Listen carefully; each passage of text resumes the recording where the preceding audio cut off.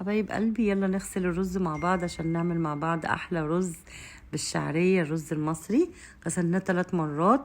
اول حاجة حطينا حلة على النار وسخنت، حطينا فيها معلقتين زيت ونزلنا عليها بالشعرية زي ما انتوا شايفين كده حبايبي. بعد كده حطيت معاها ربع معلقة ملح علشان يبقى لون الشعرية كلها متساوي مع بعضه، مفيش واحدة لونها فاتح وواحدة لونها غامق. بعد كده صفيت الرز ونزلته على الشعرية وبديله كام تقليبة كده لحد ما ينشف المية بتاعته. بعد كده بنزل عليه بالمية السخنة اللي انا سخنتها في الكتل.